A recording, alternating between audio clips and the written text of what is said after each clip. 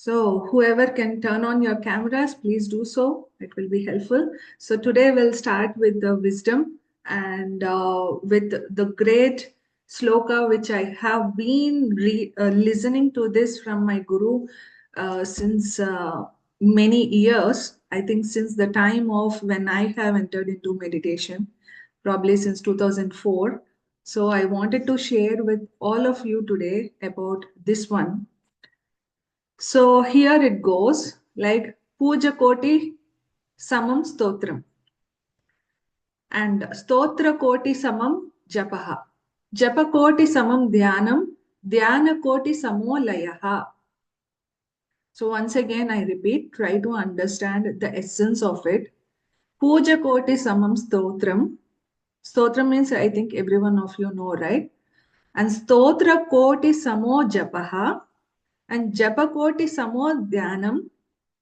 dhyAna koti samo layah means like when we read a mantra 1 crore times, then that is equal to one stotram. If we do puja, like if we pray like 1 crore times, then that is equivalent to one stotra. And that is, and 1 crore times of stotra is equivalent to one japah, like the ritual that we perform during japa or yagas, that is equivalent to one.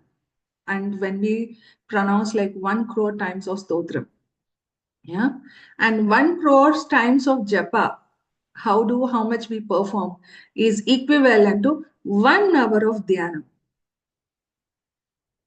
This is what the Puranas were saying. And dhyana koti samo layah. So 1 crore hours that we put inside is equivalent to that we go deep within. So imagine from years, even lifetimes, how much of sadhana we should do for our own enlightenment. This is what the Puranas are saying. That we recite mantras, yes, but how much we are understanding. However, I think today I would like to share from this book, Untold Story of Sita, because in this they have mentioned the puja, the stotras, the mantras, everything came from the cosmos. And how they came? They came through the sages when the sages were in the deep meditative state and they were in that oneness state. So you see, here the stotra said puja koti stotra, puja koti samam stotram, stotra koti samam japaha, japa koti samam dhyAnam, dhyAna koti samo layah. So it is coming back. That oneness, the meditation, and then to the puja. So today, as I said, I would like to, okay, I don't speak about the entire story here, but this was about that Sita Ma was describing about the sages Arundhati and Vasistha. And by saying about their stories to their children to love and kush at the night, like the time they were going to bed. So the story came like why they have been cursed, and the children asked like, what is the importance of Vishwamitra here? So here the story goes like this. I mean, this simple lines I will be reading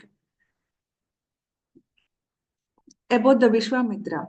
So when they thought the wicked Maharaja who cursed their sons to die, what happened to them? So when Sita Maya is saying about Vishwamitra, the eyes of the boys opened wide. Yes, after many years of tapasya, he became a great rishi and was overcome by tremendous grief as a result of what his uncontrolled anger had led him to do. After many long years of meditation, he was able to bring forth one of the greatest mantras, the Gayatri mantra. That the boys nodded. It was sage Vishwamitra who was able to hear this mantra in the celestial world and bring the words into the human realm so that our ears could hear it. There are many beautiful and powerful celestial sounds our human ears cannot hear.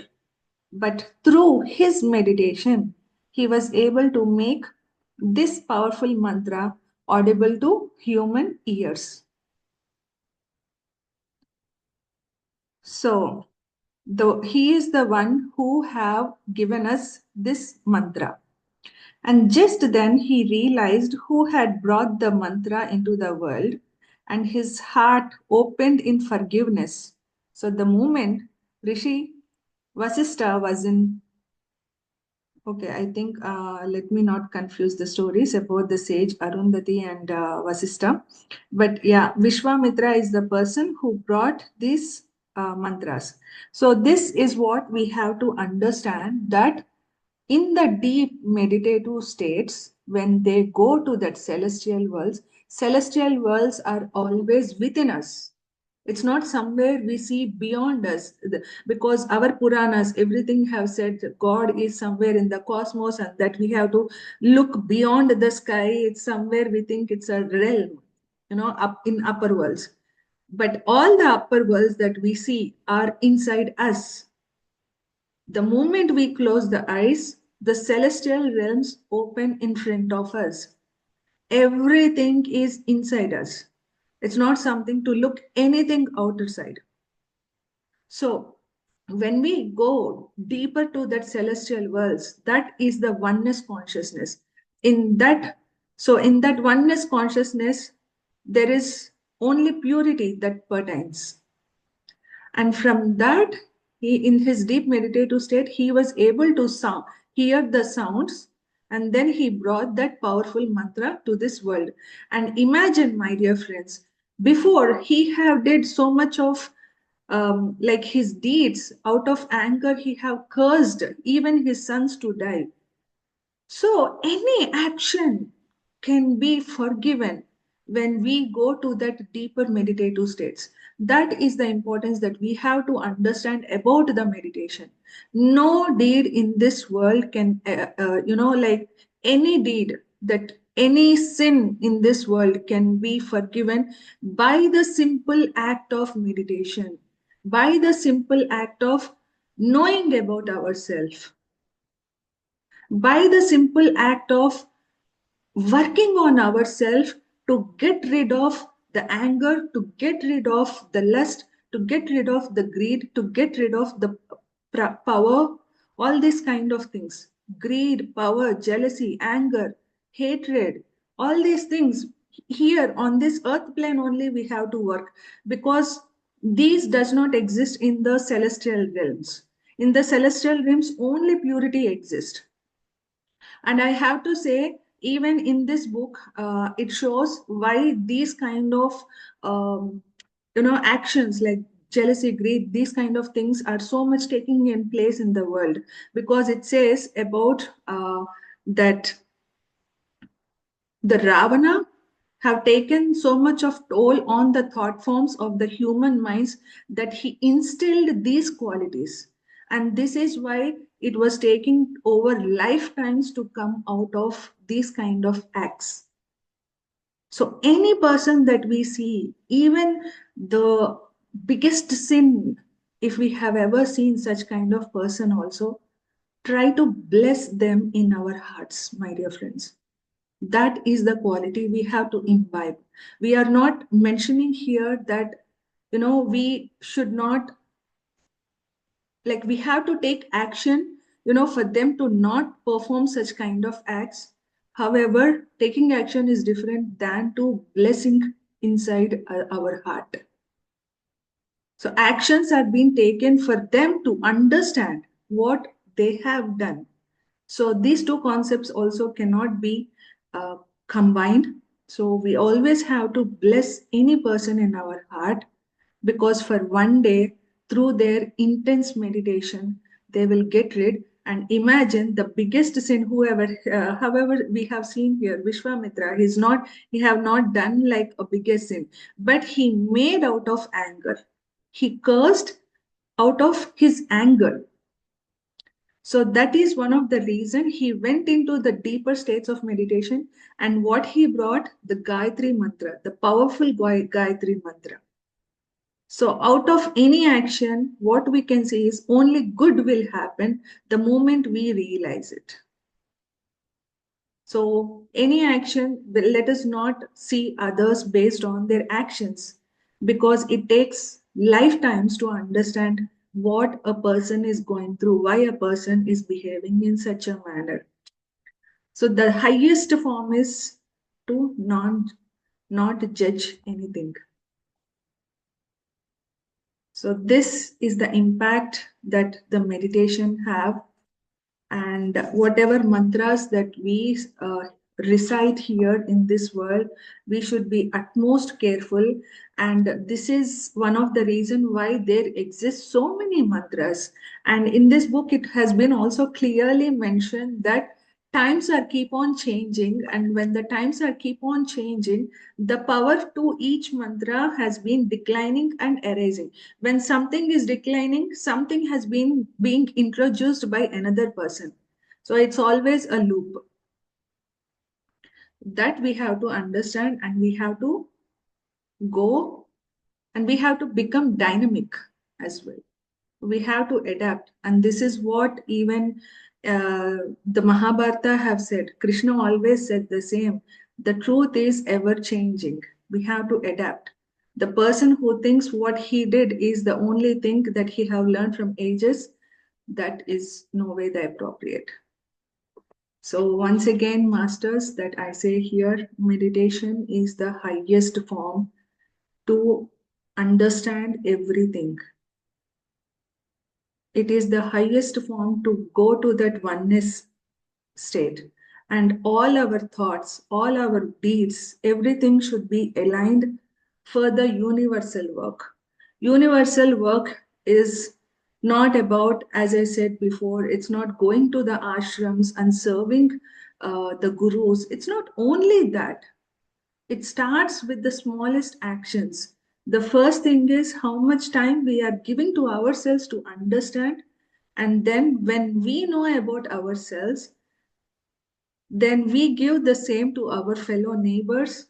And for example, even if we plant some trees, and if we nurture the trees, if we love them, if we send the good signals, that is also a form of the service. The service starts with very small, minutest acts. It doesn't start with going to the pilgrimages and going and serving there to the God. The so-called God is within you. The God is always within us. Every person is a God. There doesn't exist any person in this universe, in this entire cosmos, that they does not belong to God. They are not gods. Every person, every being that has a life is God. So the service always starts at your doorstep. The service always starts on how we are working on ourselves also. Imagine, especially in this world, when these kind of emotions are building up like a turmoil, like jealousy, greed, power, lust, ego, so many things, how much we have to be utmost careful to send the thoughts, to not get attached, also to work on ourselves. Because at some point, when our meditative space is not that much, we tend to attract to such kind of things, to such kind of emotions. However, we have to work on ourselves to come out of it. And trust me, masters, don't even analyze what your previous lifetimes are and why you are behaving like this. Because the moment you start analyzing, you are putting your mind. And when you think of the past, then somewhere that is not in the present moment, which is not the truth. The truth is you being in the present moment. Because in the present moment, there doesn't exist any sort of mind, there doesn't exist any sort of memory. So just accept as you are and work on yourself, that The working on yourself starts by sending the love signals, invoking the love quality within you. That's what the humanity is all about. And the love which people thought cannot be explained, now is the time that we can all explain when we invoke that wonderful quality. And as I said, the highest form of love is serving to the universe. It doesn't start with our personal self. Start with letting go, improving our own qualities, and building the love within us and through our neighbors and through the small acts that we do. So once again, I repeat this sloka, masters. PujA koti stotram samam. Sorry, PujA koti samam stotram. Stotra koti samo japah. Japa koti samam dhyAnam. dhyAna koti samo layah. So we have to enter to that oneness state through the meditation. For ages, we have recited mantras, we have performed puja. Everything is important. Let that be. But however, give importance to the meditation. So discipline yourself that when you have to meditate in that 1 hour, you are going to do no matter what. So my Guruji always says this thing. Let the entire world collapse. You should not open your eyes. Even if you die, you should not open your eyes. You should not open your arms. That much of dedication we should be having. So when we surrender ourselves to the highest self, then trust me, masters, nothing happens to us. Nothing. Nothing happens to us and any of the people around. Any of, if people want to harm also, then nothing can be touched. So once again, our actions does not define what is going to bring. But when we work through meditation, everything can be course corrected. Everything can be course corrected. So this is what our story of Vishwamitra have said to us, that any curse will turn like a blessing once it is understood. So the patience is the utmost quality that we have to imbibe now, especially in these days, in the AI revolution. Patience is one thing which is missing in all the children, even among us. Because, like if AI can give the code in 5 minutes, then what is the importance? Then we are not putting any sort of puzzle to the brain. So we are seeking somewhere, our brains are getting attuned to somewhere to get the results faster, quicker. We want everything to be quick. If we want to achieve something, it needs to be quick. The results need to be seen immediately. That's how the world is transforming. But if we need to learn patience, we have to learn from a farmer, because he knows which season comes at which time, when to plant the seeds, how to plant the seeds, how to grow them, how to nurture them, when to put water, how much to put water. So that's where we are eating that food. If the robots take, what will happen? Our brains also become like robots. So we have to be utmost careful what food we are eating, what thoughts we are putting in our mind, what are we cultivating, and what are we giving to our future generations. The humanity must never die in humans. This is what we have to make sure, what we are giving to our future generations. It's not just us. The service also depends on what we are giving to the future generations. So that this entire book is all about Mata Sita and Sri Ram's sacrifice that they have given to the entire world, and their love is what we are feeling it till now. So that is why all these great masters come to this earth to teach us what love is, to teach us how to be. When they show the footsteps, we are just a simple things that we have to follow their footsteps. Simple. We don't need to do anything else except following them, following their footsteps. That footstep is nothing but our inward journey, our meditation.